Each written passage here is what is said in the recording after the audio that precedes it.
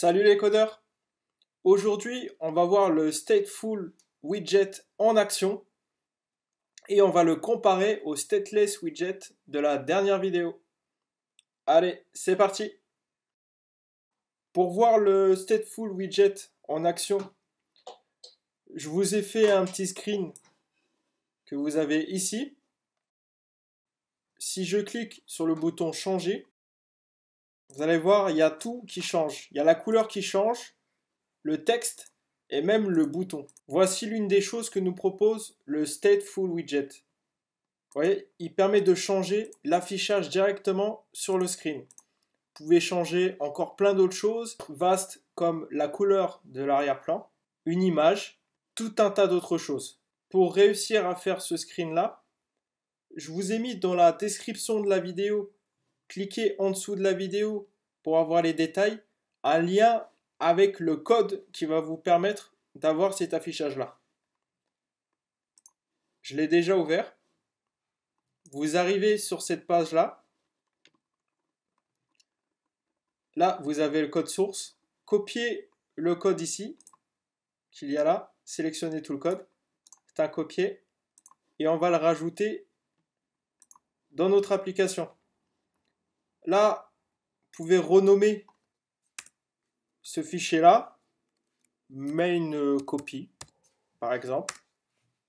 Créer un nouveau fichier en faisant clic droit, New File. L'appeler main.dart.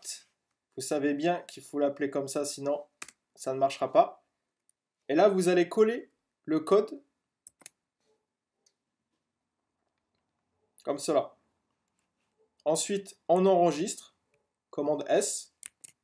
On va lancer notre application ou la redémarrer si vous l'avez déjà lancée. Et vous exécutez la compilation. Ok, si tout s'est bien passé, vous avez ce screen là. Vous pouvez vous amuser à cliquer sur le bouton changer et vous verrez salut les codeurs et bye les codeurs. Comment on arrive à faire cela? Il faut savoir qu'avec un stateless widget, le stateless widget à lui seul ne permet pas de faire ce changement là, d'avoir un changement dynamique. Pour cela, il faut un stateful widget. Alors, comment ça marche? Comment le stateful widget marche? On ne va pas trop rentrer dans les détails parce qu'on va le voir durant les prochaines vidéos. Aujourd'hui, on va seulement le survoler. Vous pouvez voir, si vous comparez les deux fichiers, qu'il y a déjà beaucoup plus de code. C'est normal. On affiche plus de choses aussi. Et qu'il y a aussi deux classes distinctes. Vous avez deux classes ici distinctes. Alors, qu'est-ce qu'une classe? Une classe, pour faire simple, c'est un morceau de code avec des fonctions, des variables et tout un tas d'autres choses qui lui est propre. C'est-à-dire que pour avoir accès à ces données-là, ces fonctions et les variables de la classe, il faut appeler la classe. En fait, le stateful widget est séparé en deux exprès parce qu'il va relancer le build ici. Uniquement ce widget-là. À chaque fois qu'il sera appelé, il va créer une instance et relancer le widget build. L'avantage, c'est qu'il va garder aussi les autres informations qu'on verra plus tard.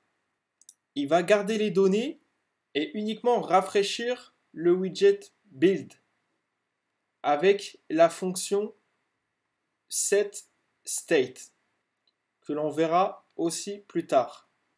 Voici la principale différence entre le stateless widget et le stateful widget.